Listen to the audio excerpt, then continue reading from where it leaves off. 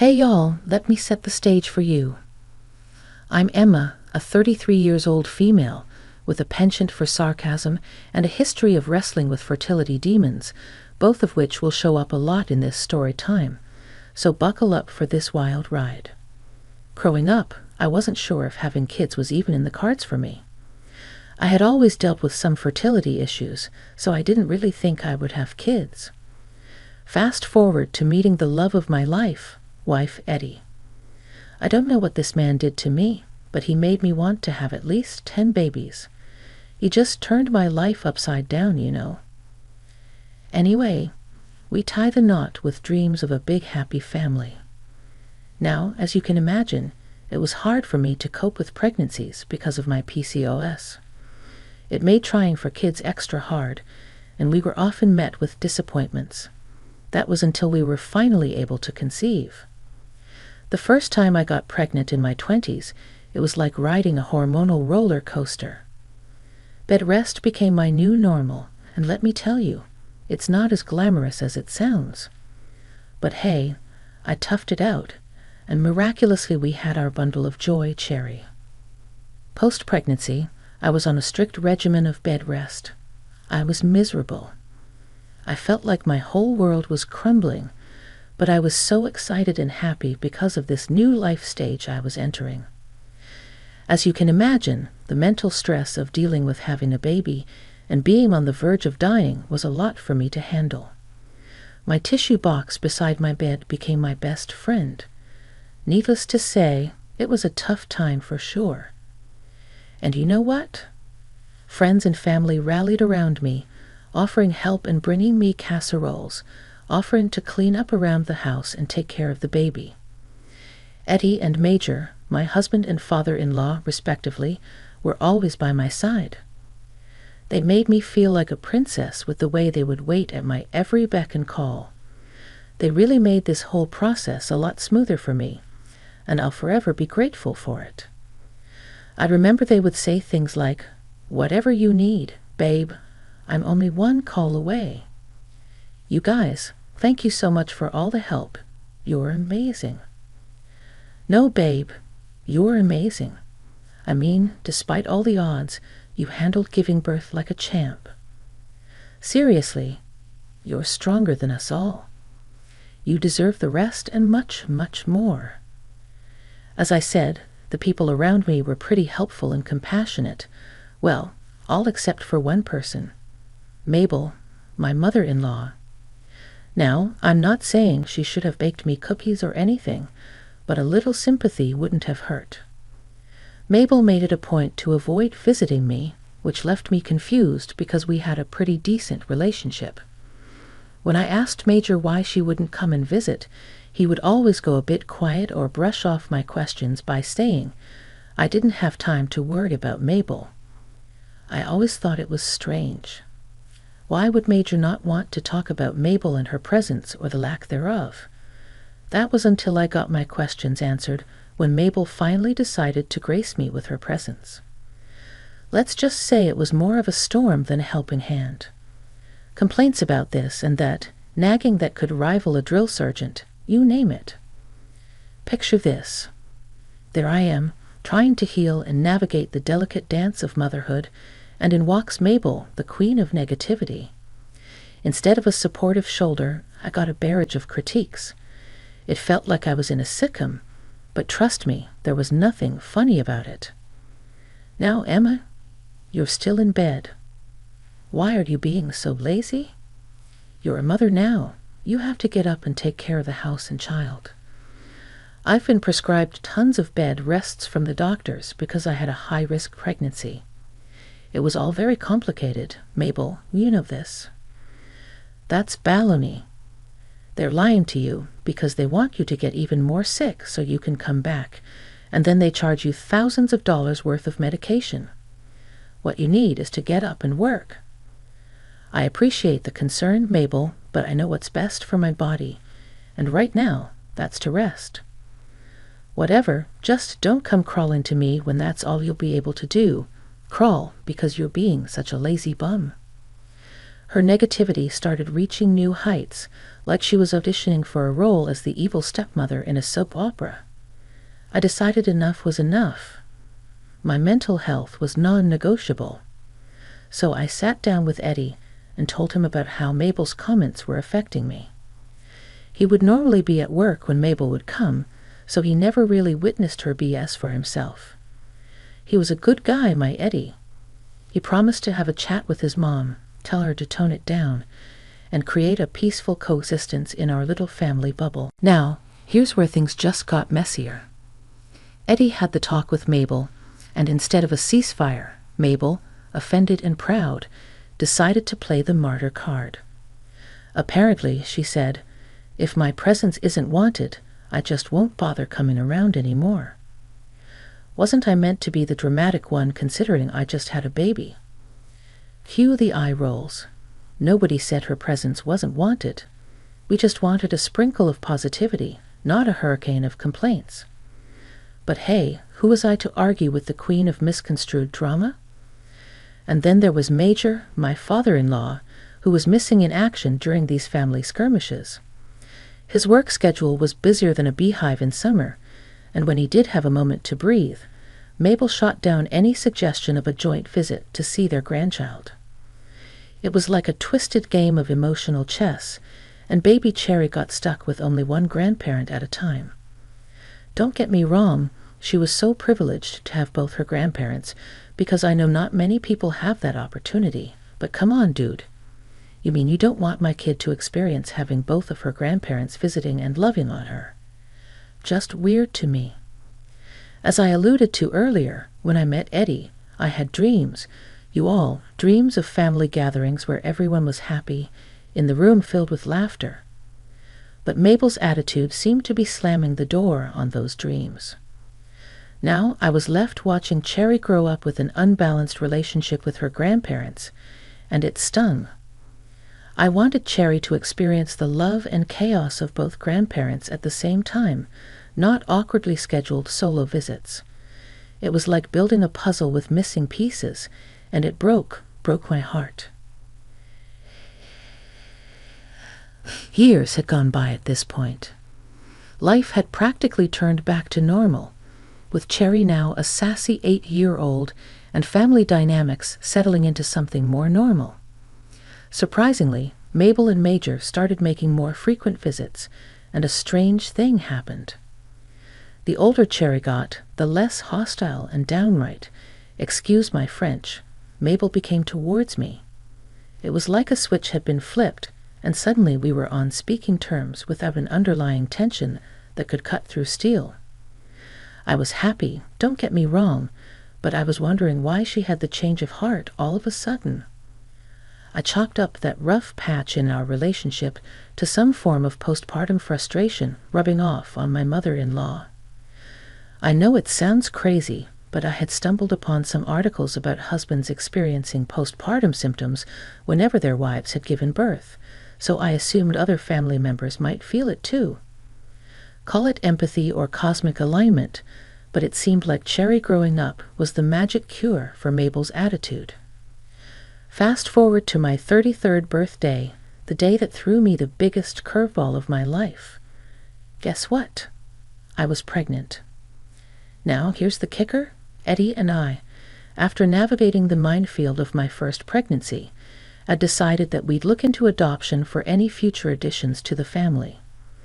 The complications had us second-guessing the whole biological route, as you can imagine.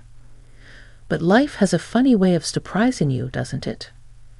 That night, as I blew out the candles on my birthday cake, I was feeling a bit ill. So after everyone had left, I decided to take a pregnancy test just to be sure. And wouldn't you know it, the darn thing said positive. Now, as excited as I was about expanding our family, fear gripped me. Another potentially high-risk pregnancy, the memories of bed rest, complications, and the emotional roller coaster flooded back. I broke down to Eddie, pouring out my anxieties and worries. Parenthood 2.0 was on the horizon, and this time the stakes felt higher than ever. I told him, Babe, please stop crying. he said, trying to comfort me. I don't know what we're going to do. It's not like I don't want this pregnancy, but you're scared of something wrong happening, right? I'm scared too, Emma, he admitted. It was a lot to handle last time, but you handled it like a champ, Eddie reassured me. I just don't want anything to go wrong with me or the baby, especially the baby. And nothing will go wrong, babe. I promise, he said. We got to have faith. Clearly, God wants us to have another kid, so let's have another kid. So there I was, all knocked up with a surprise pregnancy, and Eddie, my rock, convinced me that we should face this head-on together. He promised to be with me every step of the way, and damn if that man didn't know how to make a lady feel loved. About a month or so later, we decided it was time to spill the beans to our families. The excitement in the air was palpable, and everyone was over the moon for us, except, you guessed it, Mabel. She was in the corner, scowling like someone stole her last piece of pie. And when it was time for congratulations, she was as silent as a mime. Now, at that point, I was no stranger to Mabel's mood swings, but this was a whole new level of icy indifference. I could practically feel the chill coming off her. But you know what? I had bigger fish to fry. This mama-to-be wasn't going to let Mabel's bipolar nature stress me out. I had a baby to grow and a family to build, and I wasn't about to let anyone rain on my parade.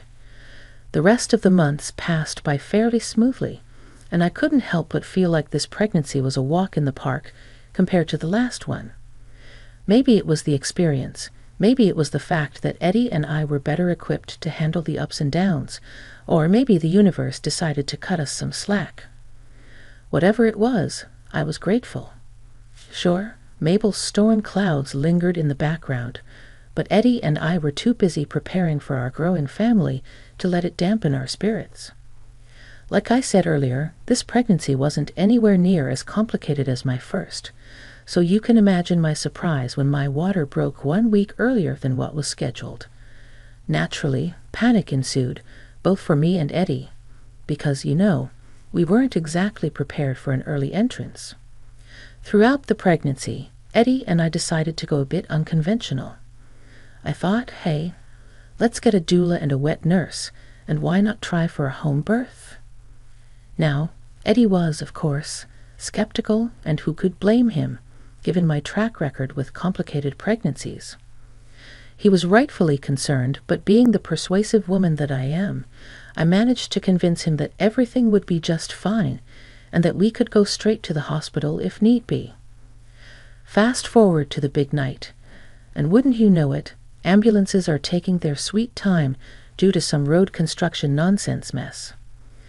It's like the universe decided to throw us one last curveball, adding to the drama and the panic.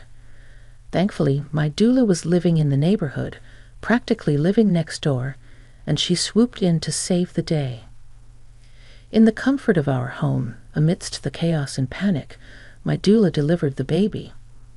It was a scary experience, but luckily, the little one didn't have any major complications. Finally, when the ambulance crew waltzed in fashionably late, they whisked both me and the baby off to the hospital to make sure everything was in good shape. Thankfully, no complications with the little one, but as for me, well, the hospital wanted to run some extra tests, just to be sure, because I was complaining about a lot of pain. Eddie, being the trooper that he was, stuck by our sides throughout the night, making sure we were all taken care of, refusing to sit down even for a second before he knew that we were both in good hands. Bless that man's heart. Come early morning, he left for home to catch some well-deserved rest after this whirlwind of a night, while I got some much-needed skin-to-skin with my baby boy, Benjamin. Postpartum at the hospital was shaping up pretty well for both me and the baby. We both had barely slept, and I was high off oxytocin, just appreciating the new bundle of joy that we had welcomed. We were under the watchful eye of the hospital staff, and everything seemed to be sailing smoothly. Then, in the early hours of the morning, at around 8 o'clock a.m., came the surprise of my life. In walks Mabel, the queen of drama herself, at the hospital. Now this shocked me to the core, given that Mabel and I were barely on speaking terms towards the due date of the baby. She strolled in, looking uncharacteristically smiley for someone who'd been frowning for the past 8 to 9 months. "Mabel, surprised to see me honestly," I said. "Yeah, you've kind of given me the cold shoulder this whole pregnancy. Not that I'm surprised." "Oh, hush, I've been busy, you know. My life is filled to the brim with work, something you don't know enough about." "Excuse me, never mind. I just wanted to make sure the baby was okay.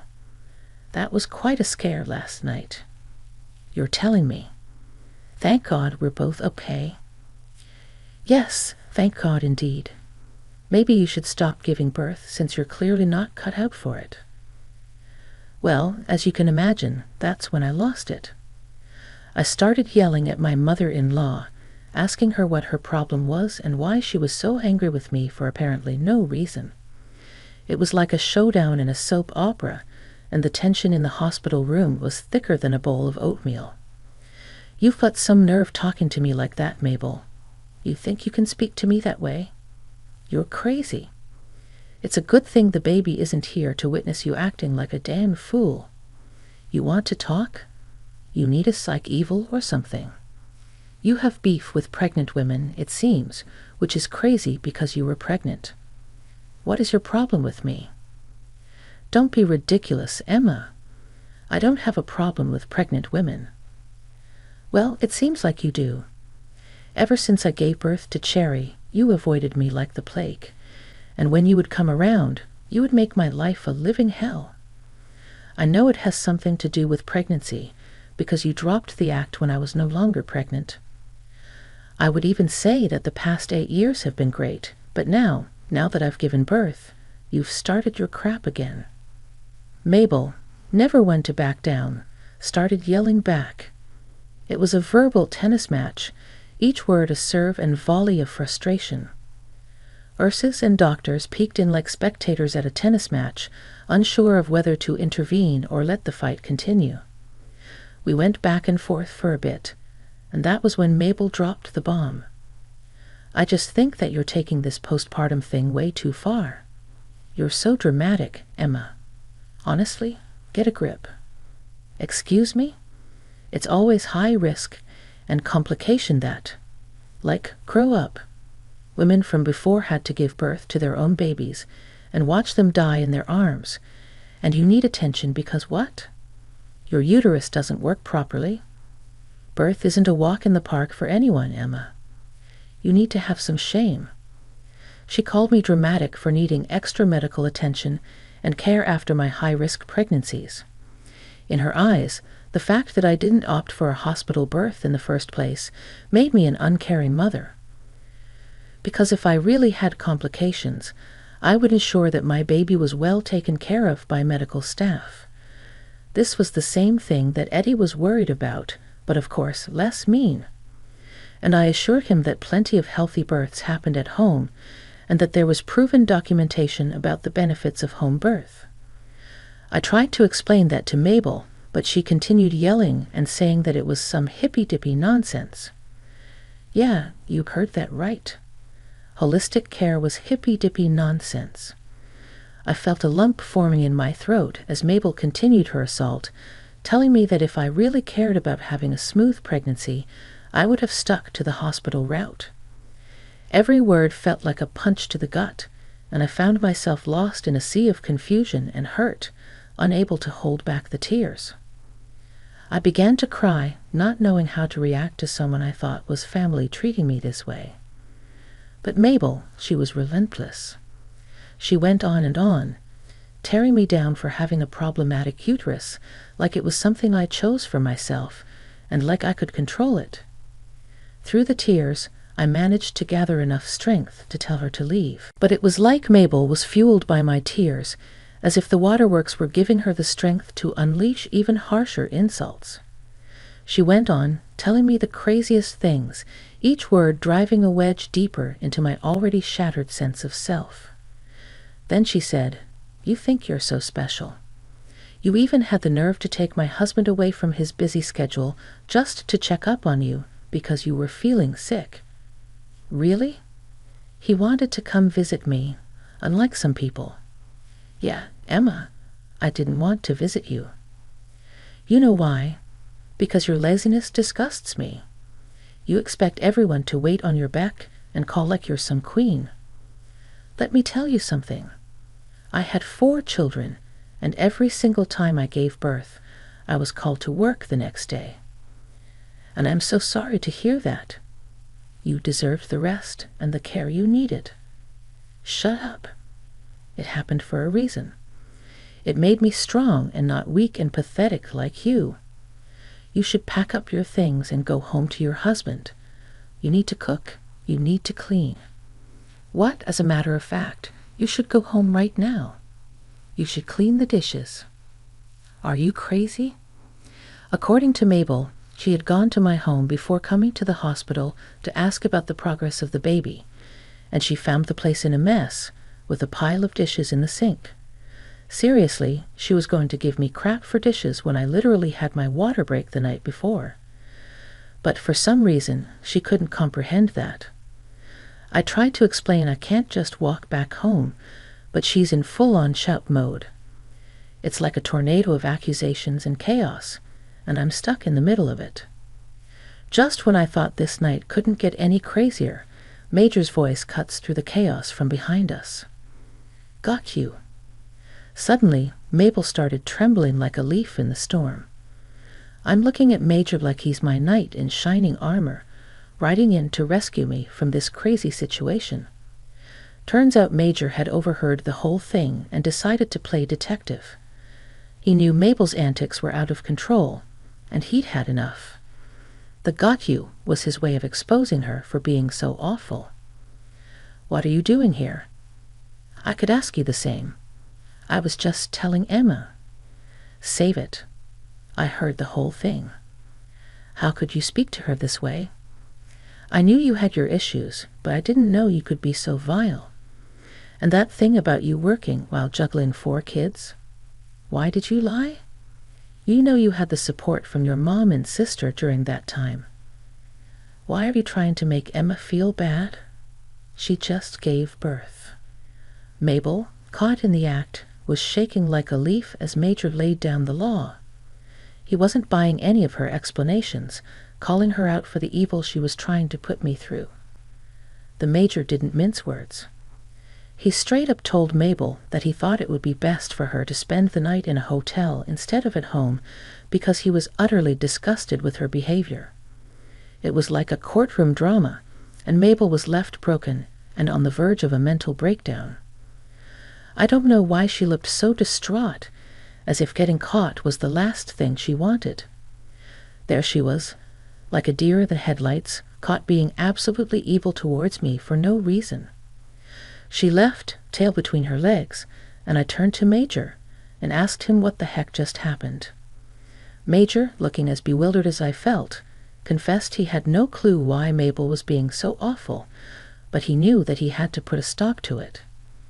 In a moment of clarity, I suggested that maybe she was just jealous. For once, the attention wasn't solely on her. People had to take care of me and look after me.